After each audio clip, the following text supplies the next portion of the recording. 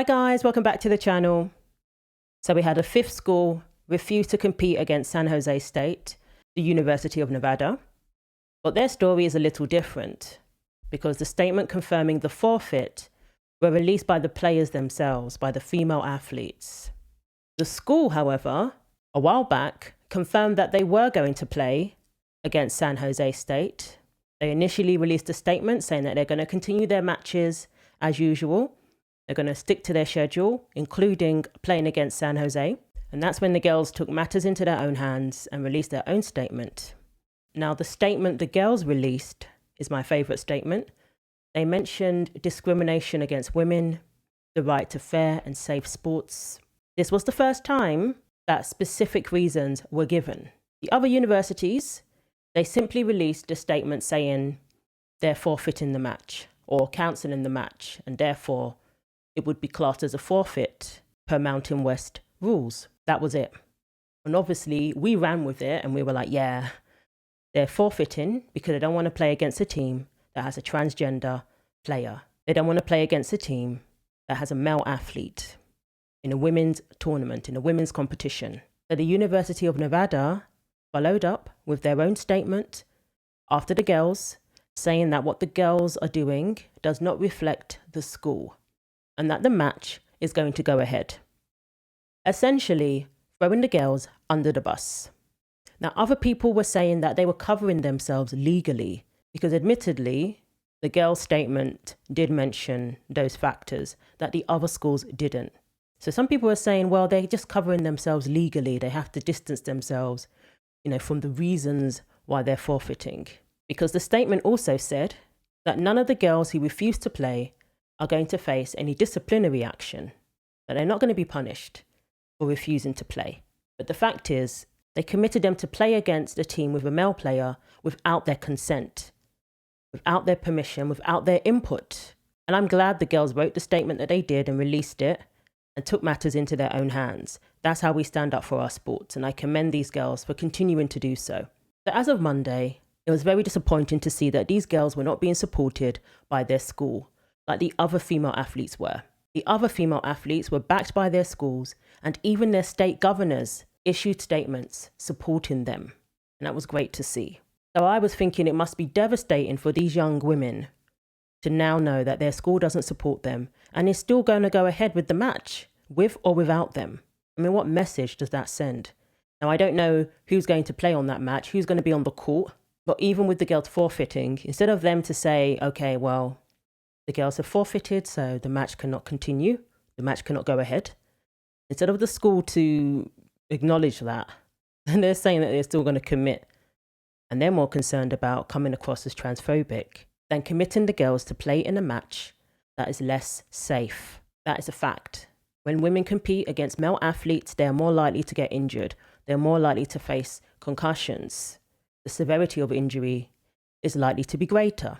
That's not their concern. Their concern is not appearing to be transphobic, I guess, because they did state the various laws, the state law, federal law, and as we know, with the changes in Title IX, colleges risk losing their federal funding if they don't abide by it, which involves acknowledging gender identity and even punishing women who don't go along with it. Because women who don't go along with it, who don't acknowledge that a man is a woman, they can also get in trouble for harassment and bullying if they don't want a man in their spaces. Today, 52 years ago, President Nixon signed Title IX into law, barring discrimination on the basis of sex for any education program or activity receiving federal financial assistance. Now, the Biden administration's attempt to expand the definition of sex discrimination to include gender identity is facing legal challenges across the nation. Former NCAA swimmer and Outkick contributor Riley Gaines joins me now. Riley, welcome. Well, Mike, thank you so much for having me on. Thrilled to have you. So, as I mentioned, the Biden administration trying to expand Title IX, but some federal judges in certain states have basically resisted that. Places like Tennessee, Kentucky, Ohio, Indiana, Virginia, West Virginia, Louisiana, Mississippi, Montana, and Utah, and Idaho blocking that change. What are your concerns about that expansion, Riley? Yeah, well, let's be very clear about what this expansion is. It is the most anti-woman, anti-reality pursuit we have seen from this administration thus far, and that's saying a lot. As you said, it's the anniversary of Title IX, enacted now for 52 years. But what the Biden administration has done in rewriting Title IX is abolished it and its original intent and what it was set to accomplish.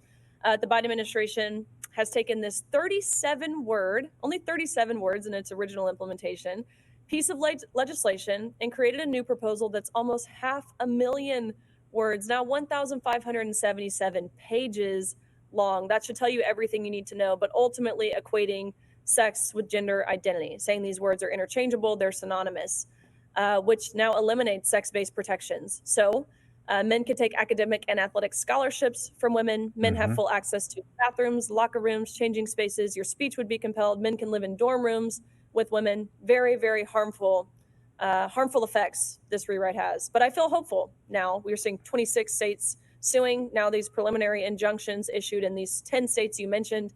So they don't have to comply in August when it's set to take effect. That's where Title IX is at the moment. So thankfully, the states are taking a stand against it. I don't believe Nevada falls into that category as of now. But great news. The school doesn't support them, but the state governor does. The state governor, Joe Lombardo, he released a statement in support of these young girls forfeiting the match against San Jose. So he said the following on X. As I've said previously, oh, okay, that's good. I believe there are competition and safety concerns with this issue, and it's irresponsible for the NCAA to put student athletes in a position of balancing their personal safety against the school's competition and sports they love. The student athletes at the University of Nevada, Reno, have determined that they do not want to play against San Jose State, and I wholeheartedly respect the decision of the players. No student athlete should ever be pressured to play a game where they don't feel safe, period. The NCAA has a responsibility to address the issue in a consistent way that protects the integrity of women's sports and the student athletes who participate. Perfectly said. And that is very encouraging for these young girls to see that their state governor supports them. Their state governor stands by them, like the other teams. The only difference is the school doesn't. Maybe the school are covering their backs legally, but that doesn't help the girls, does it? A safety justification is kind of silly. The women athletes can simply say, would like to compete against other women athletes. I support the women either way. It's terrible that it has come to this. I'm afraid this is the only way. Shame on any team that has loser men on it. Need the regents and administrators at UNR to accept a similar position by cancelling the contest, notifying the Mountain West Conference and the NCAA that Nevada will not accept men in women's sports, and expelling San Jose State for pushing to destroy women's sports. Megyn Kelly said yesterday, a fifth team forfeits in D1 collegiate women's volleyball rather than play against a team with a male player. This, as their own school turns on them, content to endanger them by pressuring them to play. The girls aren't having it. Good for them. And Riley Gain, speaking of the statement that the school released, she said insane response from the University of Nevada, Reno, after the women's volleyball team decided to forfeit their match against SJSU. This is the intimidation and emotional blackmail that girls face when they stand up for themselves. Hold the line, girls. Nevada, WVB, we're all with you. Boycott. So that's how people took it. That's how people took their statement. They were not in support of their female athletes and said that the game was going to go ahead anyway. Absolutely ridiculous. I think there's obviously a part of me that it's just sad because there's only so many volleyball games you get in your career. But then on the other hand, it's I would be doing the exact same thing. So I fully support every school that is deciding to find the courage, take the stand to not play against us, because those are the steps in the right direction of women standing up and finding that courage to say, no, this isn't okay. And people want to say, didn't people do this the past 2 years? Blaire's been at SJSU for the past 2 years. But again, it's so many people above you as a young woman telling you, just do what you're told in sports, put your head down, work hard. That's it. Don't complain. And so I think it's just amazing to see that there's these young women that are finally deciding to use their voice and take a stand and have that courage to be like, no, this isn't okay and I'm done. So another person to offer their support to the girls of the University of Nevada's volleyball team is Brooke Slusser. Now, Brooke is on the same team as Blaire Fleming. They play together. And she has joined Riley Gaines in the lawsuit against the NCAA. So you can imagine how awkward it is for her to be in this position. She's standing up for women's sports, but she's on the same team as a transgender player, one who she shared a hotel room with because the school didn't even tell her that this person is male, one who she has shared accommodation with. So she tweeted a message of support saying, "Round of applause to the girls of the Nevada Wolfpack volleyball team. Deciding to go against what the school was forcing on you as younger women and taking a stand for what you believe takes courage. Another great step in the right direction for women's sports." So obviously, Brooke also doesn't get to play if there were teams refusing to play against San Jose. And again, it is sad that it's come to this point. What's sad is that these young women have to deal with this in the first place. They have to forfeit matches, refuse to play, have pressure put on them, have the school not support them, when they should just be focused on competing and studying. But now they've been put in this position by the NCAA, by these colleges, by their state. The adults in the room have put these girls in this position. 21 years old.